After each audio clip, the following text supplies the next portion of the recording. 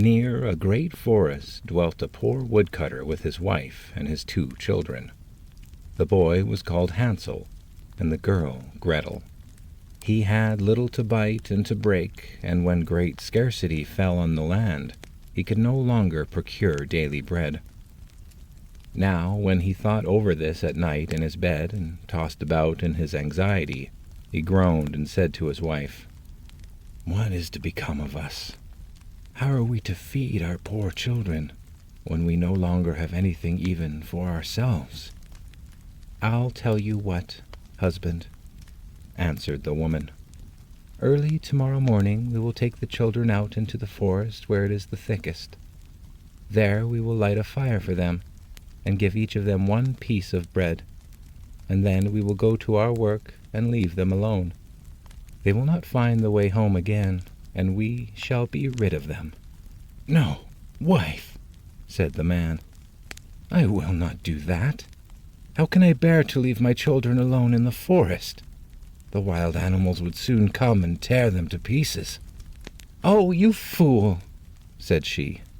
"Then we must all 4 die of hunger. You may as well plane the planks of our coffins." And she left him no peace until he consented. "But I feel very sorry for the poor children all the same," said the man. The 2 children had also not been able to sleep for hunger, and had heard what their stepmother had said to their father. Gretel wept bitter tears, and said to Hansel, "Now all is over for us." "Hush, Gretel," said Hansel. "Do not distress yourself. I will soon find a way to help us." And when the old folks had fallen asleep, he got up, put on his little coat, opened the door below, and crept outside. The moon shone brightly, and the white pebbles which lay in front of the house glittered like real silver pennies. Hansel stooped and put as many of them in the little pocket of his coat as he could possibly get in. Then he went back and said to Gretel, "Be comforted, dear little sister, and sleep in peace. God will not forsake us." And he lay down again in his bed. When day dawned, but before the sun had risen, the woman came and awoke the 2 children, saying, "Get up, you sluggards! We are going into the forest to fetch wood." She gave each a little piece of bread and said, "There is something for your dinner, but do not eat it up before then, for you will get nothing else." Gretel took the bread under her apron, as Hansel had the stones in his pockets. Then they all set out together on the way to the forest.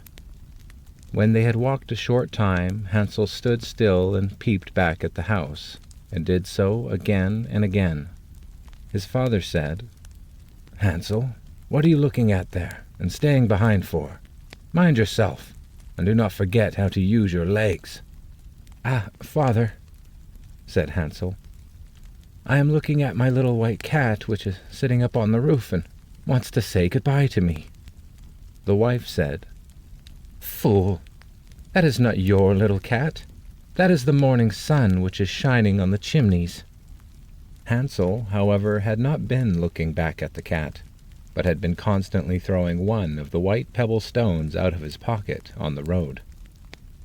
When they had reached the middle of the forest, the father said, "Now, children, pile up some wood, and I will light a fire that you may not be cold." Hansel and Gretel gathered brushwood together, as high as a little hill. The brushwood was lighted, and when the flames were burning very high, the woman said, "Now, children, lay yourselves down by the fire and rest. We will go into the forest and cut some wood. When we have done, we will come back and fetch you away." Hansel and Gretel sat by the fire, and when noon came, each ate a little piece of bread, and as they heard the strokes of the wood-axe, they believed that their father was near. It was not, however, the axe. It was a branch which he had fastened to a withered tree which the wind was blowing backwards and forwards. And as they had been sitting such a long time, their eyes shut with fatigue, and they fell fast asleep. When at last they awoke, it was already dark night. Gretel began to cry and said, "How are we to get out of the forest now?" But Hansel comforted her and said, "Just wait a little, until the moon has risen, and then we will soon find the way." And when the full moon had risen, Hansel took his little sister by the hand and followed the pebbles which shone like newly coined silver pieces and showed them the way. They walked the whole night long, and by break of day came once more to their father's house. They knocked at the door, and when the woman opened it and saw that it was Hansel and Gretel, she said, "You naughty children! Why have you slept so long in the forest? We thought you were never coming back at all." The father, however, rejoiced, for it had cut him to the heart to leave them behind alone. Not long afterwards there was once more great scarcity in all parts, and the children heard their mother saying at night to their father, "Everything is eaten again. We have 1/2 loaf left, and after that there is no more. The children must go. We will take them farther into the wood, so that they will not find their way out again. There is no other means of saving our lives." The man's heart was heavy, and he thought, "It would be better for you to share that last mouthful with your children." The woman, however, would listen to nothing that he had to say, but scolded and reproached him. He who says A must say B likewise, and as he had yielded the first time, he had to do so a second time also. The children were, however, still awake and had heard the conversation. When the old folks were asleep, Hansel again got up and wanted to go out and pick up pebbles as he had done before. But the woman had locked the door, and Hansel could not get out. Nevertheless, he comforted his little sister and said, "Do not cry, Gretel. Go to sleep quickly. The good God will help us." Early in the morning came the woman and took the children out of their beds. Their bit of bread was given to them, but it was still smaller than the time before. On the way into the forest, Hansel crumbled his in his pocket, and often stood still and threw a morsel on the ground. "Hansel, why do you stop and look around?" said the father. "Go on." "I'm looking back at my little pigeon, which is sitting on the roof, and wants to say goodbye to me," answered Hansel. "Simpleton!" said the woman. "That is not your little pigeon. That is the morning sun that is shining on the chimney." Hansel, however, little by little threw all the crumbs on the path. The woman led the children still deeper into the forest, where they had never in their lives been before. Then a great fire was again made, and the mother said, "Just sit there, you children, and when you are tired you may sleep a little. We are going into the forest to cut wood, and in the evening, when we are done, we will come and fetch you away." When it was noon, Gretel shared her piece of bread with Hansel, who had scattered his by the way. Then they fell asleep, and evening came and went, but no one came to the poor children. They did not awake until it was dark night, and Hansel comforted his little sister and said, "Just wait, Gretel, until the moon rises, and then we shall see the crumbs of bread which I have strewn about. They will show us our way home again." When the moon came, they set out, but they found no crumbs, for the many thousands of birds which fly about in the woods and fields had picked them all up. Hansel said to Gretel, "We shall soon find the way." But they did not find it. They walked the whole night and all the next day, too, from morning till evening, but they did not get out of the forest, and were very hungry, for they had nothing to eat but 2 or 3 berries, which grew on the ground. And as they were so weary that their legs would carry them no longer, they lay down beneath a tree and fell asleep. It was now 3 mornings since they had left their father's house. They began to walk again, but they always got deeper into the forest, and if help did not come soon, they would die of hunger and weariness. When it was midday, they saw a beautiful snow-white bird sitting on a bough, which sang so delightfully that they stood still and listened to it. And when it had finished its song, it spread its wings and flew away before them, and they followed it until they reached a little house, on the roof of which alighted. And when they came quite up to the house, they saw that it was built of bread and covered with cakes, but that the windows were of clear sugar. "We will set to work on that," said Hansel, "and have a good meal. I will eat a bit of the roof, and you, Gretel, can eat some of the window. It will taste sweet."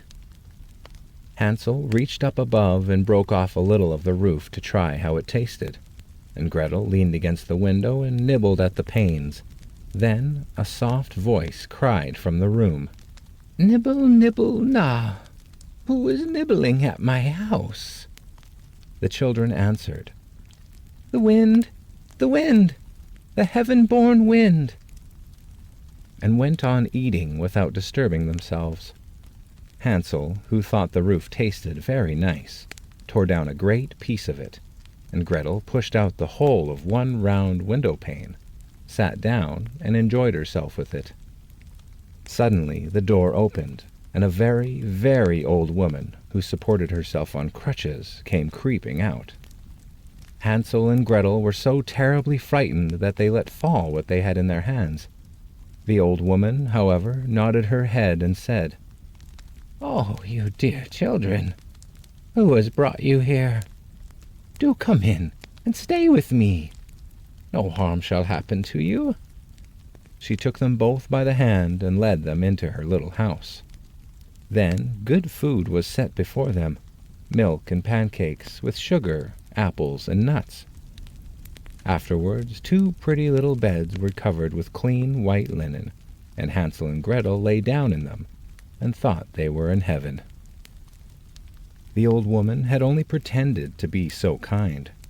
She was in reality a wicked witch who lay in wait for children, and had only built the little house of bread in order to entice them there. When a child fell into her power, she killed it, cooked and ate it, and that was a feast day with her. Witches have red eyes and cannot see far, but they have a keen scent like the beasts, and are aware when human beings draw near. When Hansel and Gretel came into her neighborhood, she laughed maliciously and said mockingly, "I have them. They shall not escape me again." Early in the morning, before the children were awake, she was already up, and when she saw both of them sleeping and looking so pretty, with their plump red cheeks, she muttered to herself, "That will be a dainty mouthful." Then she seized Hansel with his shriveled hand, carried him into a little stable, and shut him in with a grated door. He might scream as he liked, that was of no use. Then she went to Gretel, shook her till she awoke, and cried, "Get up, lazy thing! Fetch some water, and cook something good for your brother. He is in the stable outside, and is to be made fat. When he is fat, I will eat him." Gretel began to weep bitterly, but it was all in vain. She was forced to do what the wicked witch ordered her. And now the best food was cooked for poor Hansel, but Gretel got nothing but crab shells. Every morning the woman crept to the little stable and cried, "Hansel, stretch out your finger that I may feel if you will soon be fat." Hansel, however, stretched out a little bone to her, and the old woman, who had dim eyes, could not see it, and thought it was Hansel's finger, and was astonished that there was no way of fattening him. When 4 weeks had gone by and Hansel still stayed thin, she was seized with impatience and would not wait any longer. "Now, Gretel," she cried to the girl, "be active and bring some water. Let Hansel be fat or lean. Tomorrow I will kill him and cook him." Ah, how the poor little sister did lament when she had to fetch the water, and how her tears did flow down over her cheeks. "Dear God, do you help us?" she cried. "If the wild beasts in the forest had devoured us, at least we should have died together." "Just keep your noise to yourself," said the old woman. "All that won't help you at all." Early in the morning, Gretel had to go out and hang up the cauldron with the water and light the fire. "We will bake first," said the old woman.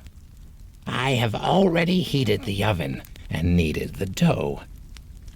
She pushed poor Gretel out of the oven, from which flames of fire were already darting.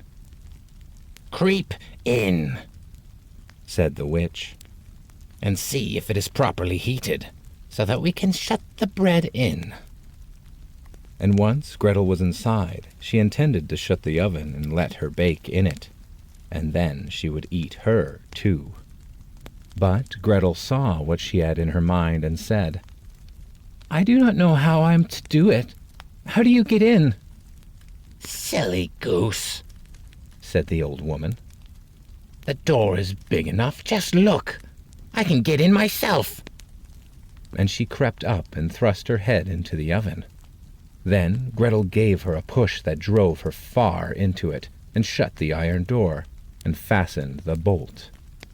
Oh, then she began to howl quite horribly, but Gretel ran away, and the godless witch was miserably burnt to death.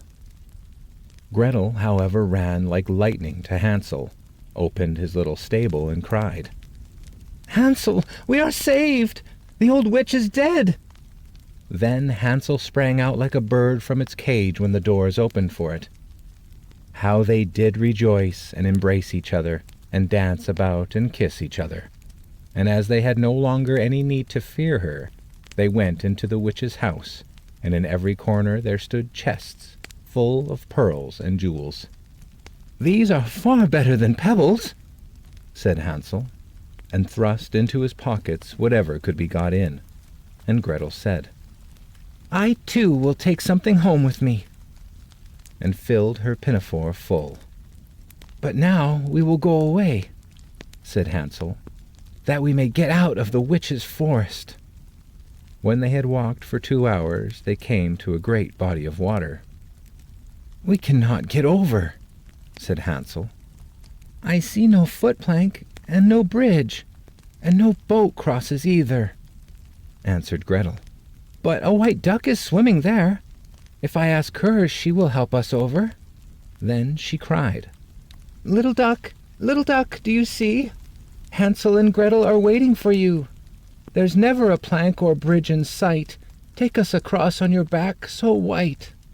The duck came to them, and Hansel seated himself on its back, and told his sister to sit by him. "No," replied Gretel. "That will be too heavy for the little duck.